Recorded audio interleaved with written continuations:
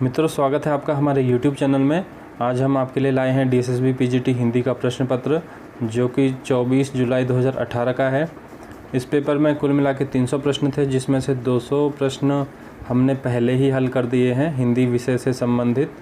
बाकी जो शेष प्रश्न हैं 100 नंबर के, जिसमें 20 नंबर का सामान्य हिंदी, 20 नंबर की सामान्य अंग्रेजी, मैथ, रीजनिंग और जनरल अवेयरनेस है। उसमें से भी हमने जनरल अवेयरनेस को आपके लिए वीडियो बना दिया है।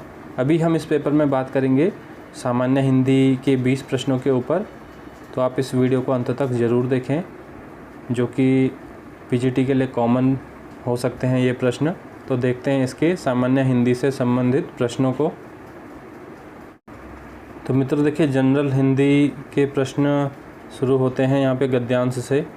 एक को यहाँ पे गद्यांश दे रखा है, आपको इसे देखना है ध्यान से और पूछे हुए प्रश्नों के उत्तर देने हैं।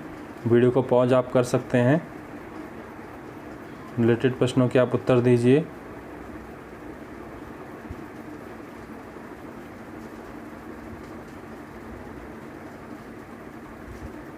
तो देखते हैं गद्यांश का पहला प्रश्न। प्रेमचंद की भाषा है, चारों ऑप्शन में से सही आंसर होगा सहज हिंदी, गद्यांश के अनुसार सही होगा। दूसरा प्रश्न होगा गद्यांश का, गोदान कब प्रकाशित हुआ, गद्यांश के अनुसार सही आंसर होगा 1936 ईस्वी।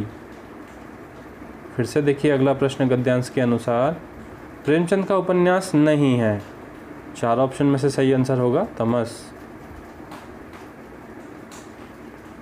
फिर से गद्यांश से रिलेटेड प्रश्न, कौन सा उपन्यास वृंदावन लाल वर्मा का नहीं है, तो झूठा सच वृंदालाल वर्मा का नहीं है। यह जनरल पेपर है हिंदी का, सभी PGT सब्जेक्ट के लिए उपयोगी हो सकता है। अगला प्रश्न, वृंदावन लाल के उपन्यास कहाँ से संबंधित हैं, तो सही आंसर होगा बुंदेलखंड से। अब देखिए अगला जो प्रश्न है, यथासंभव में कौन सा समास है, चार ऑप्शन में से सही आंसर होगा अव्ययी भाव समास।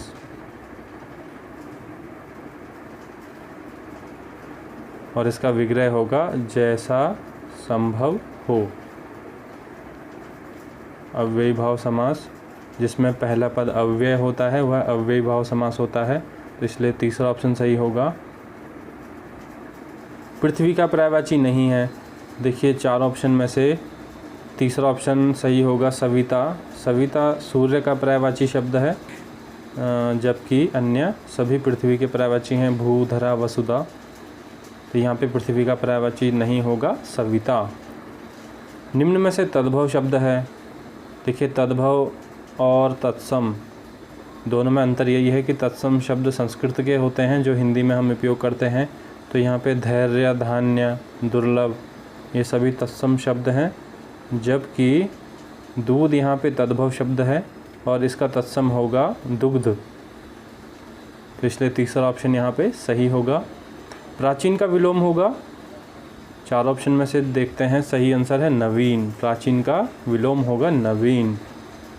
लोकप्रिय कवि का सम्मान सभी करते हैं, कैसा वाक्य है, ऑप्शन देखने पड़ेंगे, अर्थ के आधार पर पूछ रहे हैं या फिर रचना के आधार पर। मित्रों वाक्य दो तरह से होते हैं, अर्थ के आधार पर और रचना के आधार पर। रचना के आधार पर वाक्य के 3 प्रकार होते हैं, जबकि अर्थ के आधार पर 8 प्रकार। तो यहाँ पे रचना के आधार पर पूछा है, लोकप्रिय कवि का सम्मान सभी करते हैं, सही आंसर होगा यहाँ पे सरल वाक्य। इसमें कोई योजक नहीं है, कोई उपवाक्य भी नहीं है, सिंपल सेंटेंस है, तो सही आंसर होगा सरल वाक्य। पुष्प का पर्यायवाची है, पुष्प का पर्यायवाची है सुमन। काफ़ी आसान से प्रश्न है। उसने खा लिया होगा वाक्य है, फिर से हमें देखना होगा, वाक्य का प्रश्न आ गया है। यहाँ पे अर्थ के आधार पर ऑप्शन है और अर्थ के आधार पर 8 प्रकार के वाक्य होते हैं। तो उसने खा लिया होगा, कार्य में संदेह है, इसलिए यहाँ पे होगा संदेहवाचक वाक्य। आप वाक्य से संबंधित वीडियो भी आप देख सकते हैं, साथ ही आप हमारे व्याकरण के अन्य वीडियो ज़रूर देखें, जिसमें तत्सम और तद्भव शब्दों के वीडियोज़ हैं और अन्य वीडियो भी उपयोगी होंगे आपके लिए सामान्य हिंदी के लिए। अगला प्रश्न, निम्न में से कौन सा शब्द संज्ञा है? 4 ऑप्शन में से सही आंसर है हिमालय। हिमालय यहाँ पे संज्ञा होगा। बाकी अन्य ऑप्शन सीधा, सच, झूठ, ये सभी ऑप्शन विशेषण हैं। यदि हम इन्हें वाक्य में प्रयोग करेंगे तो विशेषण होंगे, जबकि हिमालय संज्ञा होगा। आगमन का विलोम होगा, तो आगमन का विलोम होगा प्रस्थान। तीसरा ऑप्शन सही होगा। निम्न में से कौन सा शब्द स्त्रीलिंग है? देखिए 4 ऑप्शन में से यहाँ पे आशा स्त्रीलिंग है, बाकी अन्य पुल्लिंग है। मुख, सुख, प्रश्न। कपड़ा का पर्यायवाची है, कपड़ा का पर्यायवाची है वसन, इसलिए चौथा ऑप्शन सही होगा। पंकज कमल का पर्यायवाची है, अमी या अमृत का पर्यायवाची है, जबकि पुरंदर इंद्र का पर्यायवाची है और वसन कपड़ा का होगा। निम्न में से तत्सम शब्द है। फिर से देखिए तत्सम शब्द आ गए हैं, तो घृणा यहाँ पे तत्सम शब्द है। बाकी अन्य देखिए सभी तद्भव शब्द होंगे। दिग्गज का संधि विच्छेद होगा, तो सही है दिक् प्लस गज, दिक् प्लस गज, यह व्यंजन संधि है और व्यंजन संधि के नियम के अनुसार ये का गा में बदल जाता है, तो इसलिए 4th ऑप्शन सही होगा। अनंत का अर्थ है, तो अनंत का अर्थ है जिसका कोई अंत ना हो, तो दूसरा ऑप्शन सही होगा।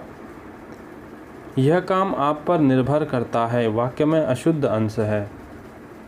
तो देखिए 4 ऑप्शन है यहाँ पे, तो सही आंसर है